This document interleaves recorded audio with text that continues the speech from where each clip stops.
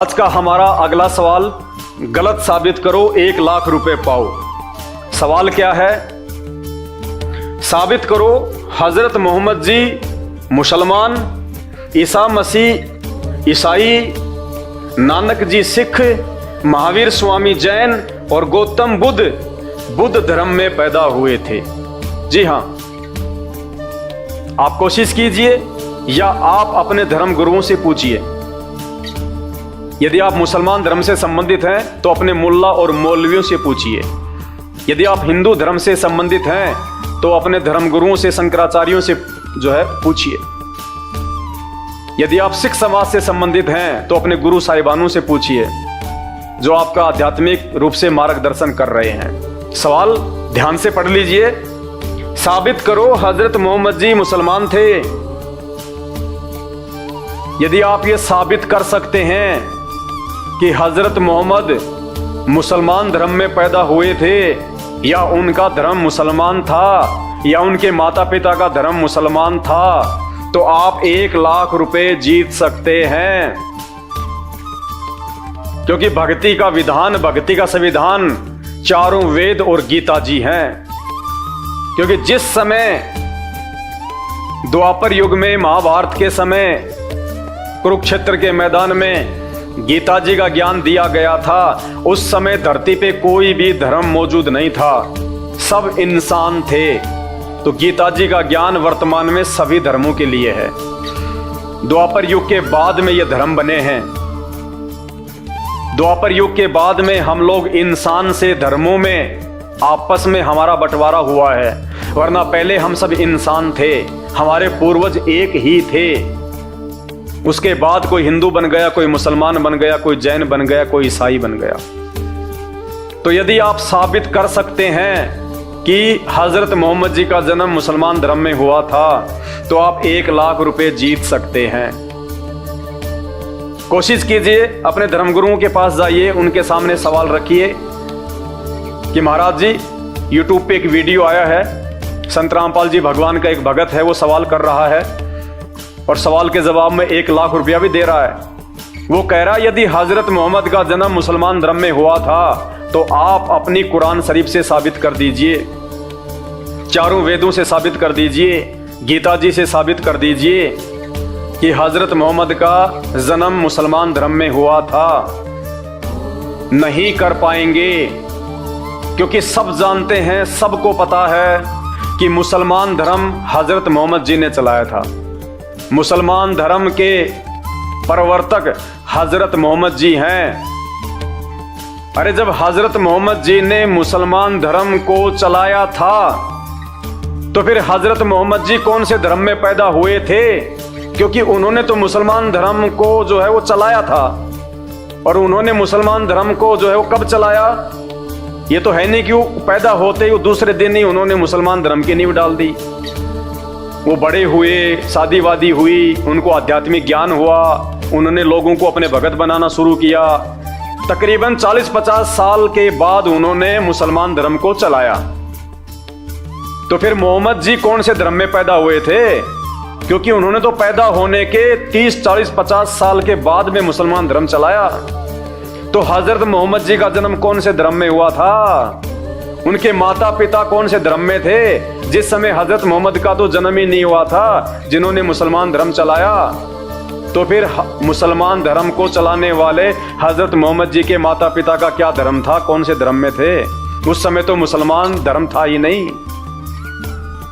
नहीं साबित कर पाओगे, और आपके भाग्य में 1 लाख रुपए प्राप्त करना नहीं है।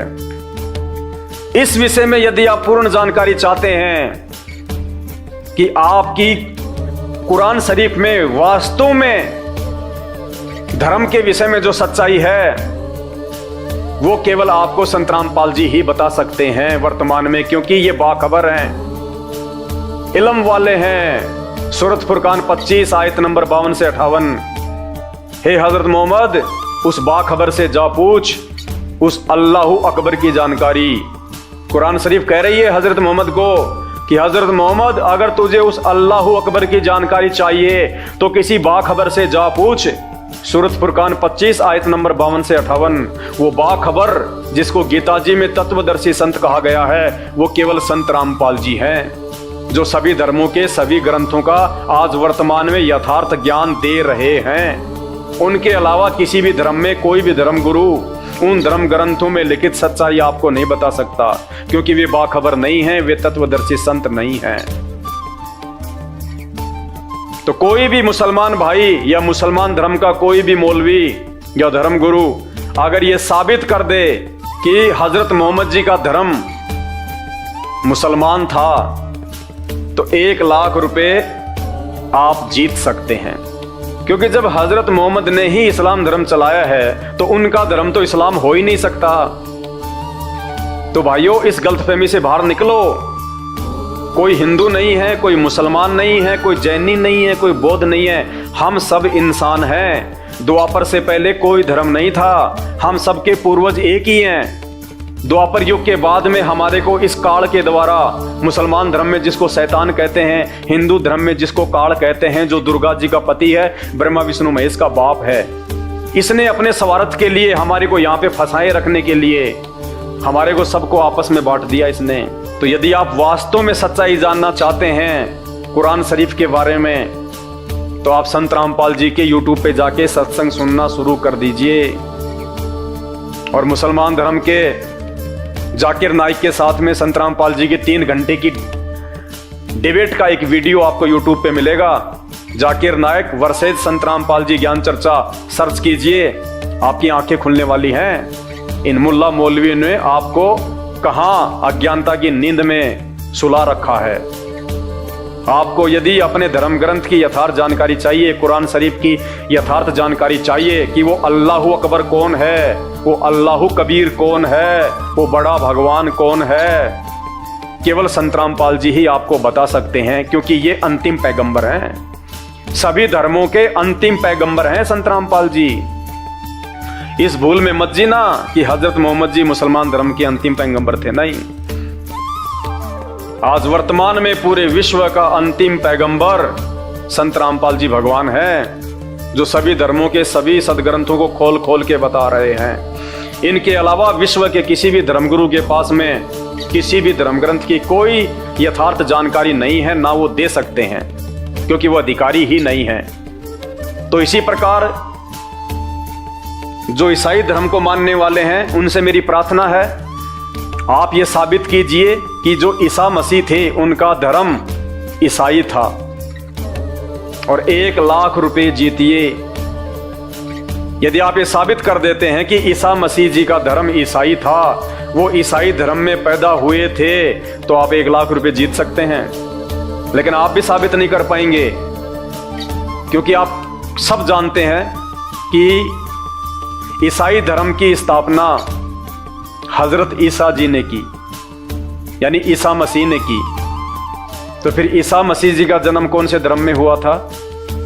जब ईसा मसीह ने आगे चल के ईसाई धर्म की नींव डाली, तो फिर ईसा मसीह जी कौन से धर्म में पैदा हुए थे? उनका धर्म क्या था? उनके माता पिता का धर्म क्या था?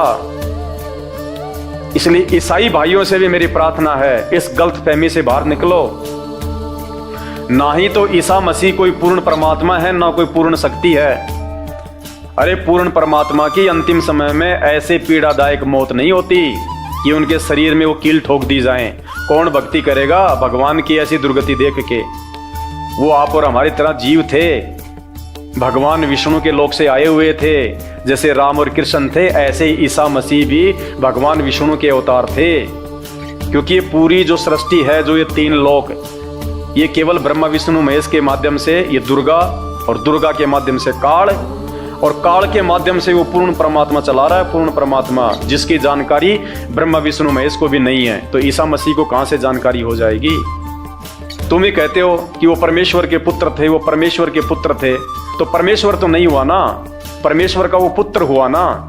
तो तुम्हारे अनुसार वो परमेश्वर कौन है? काल, जो ब्रह्मा विष्णु महेश का बाप है, और ये उसके पुत्र हैं, ये उसके अंश अवतार हैं। ये हजरत मोहम्मद, ईसा मसीह, ब्रह्मा विष्णु महेश, राम कृष्ण। हजरत मोहम्मद भी भगवान शंकर के लोक से आए थे, भगवान शंकर ने भेजा था उनको। जैसे भगवान विष्णु ने राम और श्री कृष्ण को भेजा था। तो ये पूरा जो कंसेप्ट है ये आपको सृष्टि रचना से ही समझ में आएगा।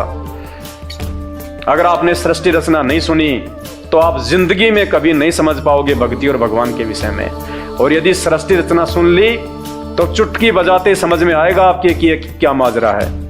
आज से पहले देश और दुनिया के लिए जो पहाड़ जैसी समस्या बनी हुई थी, भगवान और भक्ति के विषय में पूरी सही जानकारी संत रामपाल जी ने चुटकियों में सुलझा दी। चुटकियों में दिखा दिखा के, इन नकली धर्म गुरुओं की तरह खाली मनमुखी रूप से नहीं बोलते। अगर मुसलमान धर्म के विषय में कोई उन्होंने जानकारी दी है तो मुसलमान धर्म की सभी पुस्तकों में दिखा के दी है, तौरेत, जबूर, इंजिल और कुरान शरीफ से। अगर हिंदू धर्म की उन्होंने जानकारी दी है कि पूर्ण परमात्मा कौन है, सही भक्ति क्या है, तो उन्होंने चारों वेदों को दिखाया है, गीता जी को दिखाया है, 18 पुराणों को दिखाया है। इसी प्रकार बाइबल से उन्होंने ईसाई धर्म की सारी सच्चाई बताई है। गुरु ग्रंथ साहिब से उन्होंने सिख समाज की पूरी सच्चाई बताई है। तो साबित कीजिएगा आप सभी भाई बहन। इसी प्रकार महावीर स्वामी जी को मानने वाले वर्तमान के जो जैन समाजी हैं, आप लोग साबित कीजिए कि महावीर स्वामी का जन्म जैन धर्म में हुआ था। 1 लाख रुपए मिलेंगे आपको, 1 लाख रुपए। लेकिन आप भी साबित नहीं कर पाएंगे। क्यों? क्योंकि आप लोगों के अनुसार महावीर स्वामी ने तो जैन धर्म चलाया है। तो फिर महावीर स्वामी जी का जन्म कौन से धर्म में हुआ था? अगर उन्होंने ही जैन धर्म चलाया है तो उनका जन्म कौन से धर्म में हुआ था? उनके माता पिता का क्या धर्म था? उनके माता पिता तो जैन हो ही नहीं सकते। जब उनके बेटे ने कोई धर्म चलाया है तो उनके माता पिता तो जैनी हो ही नहीं सकते।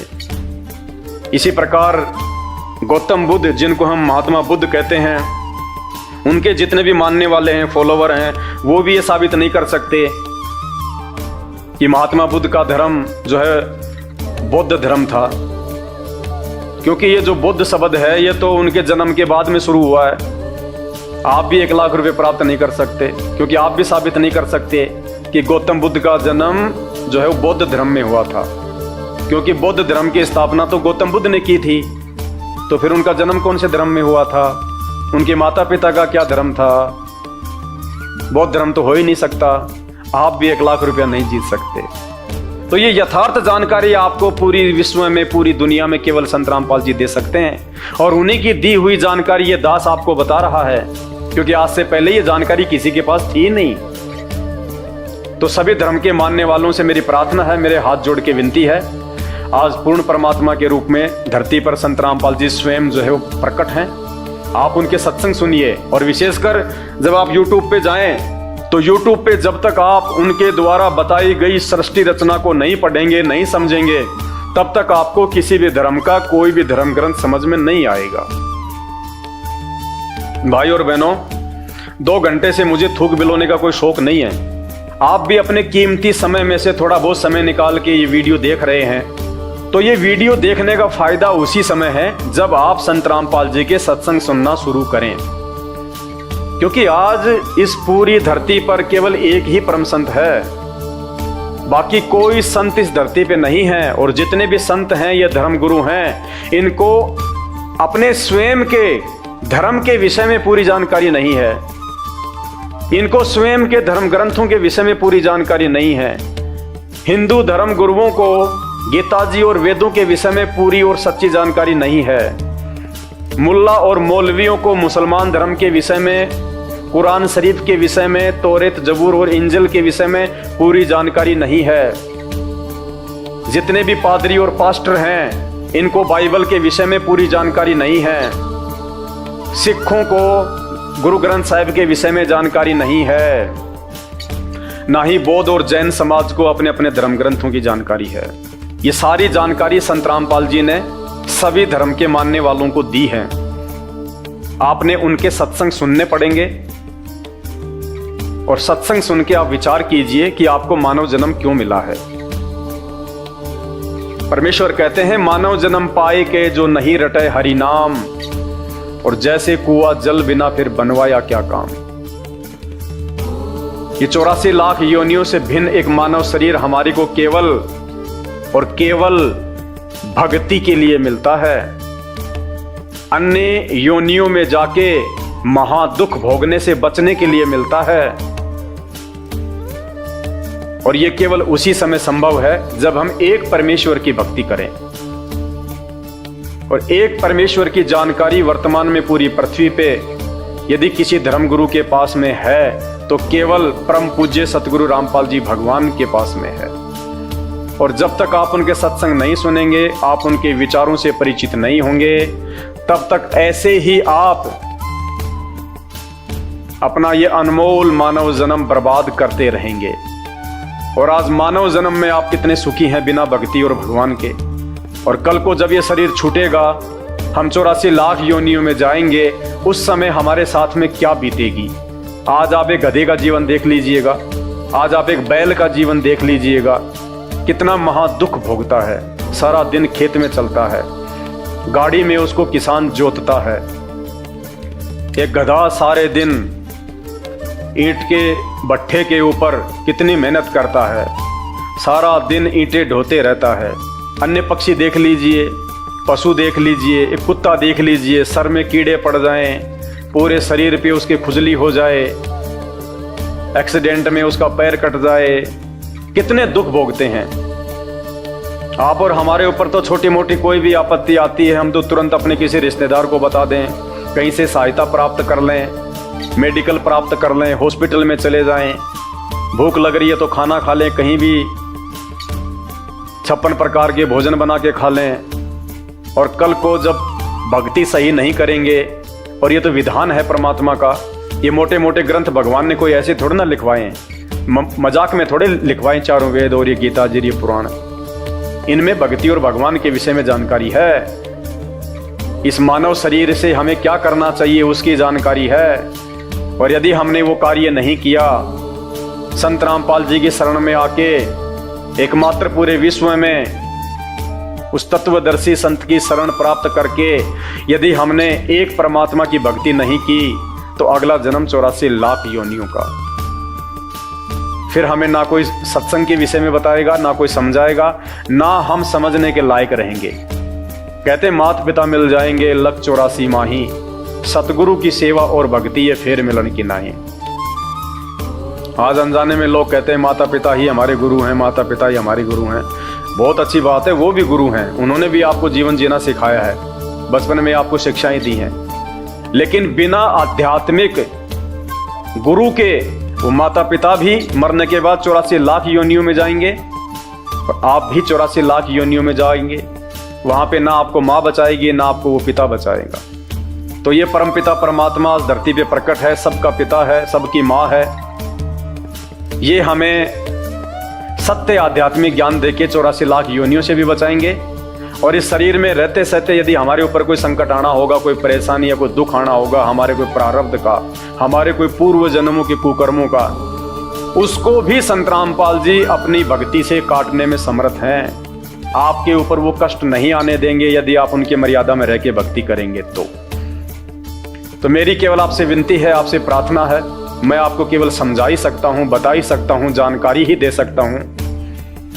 बाकी प्यास आपको होनी चाहिए, भूख आपको होनी चाहिए, तभी आप उस चीज को प्राप्त जो है वो कर पाएंगे।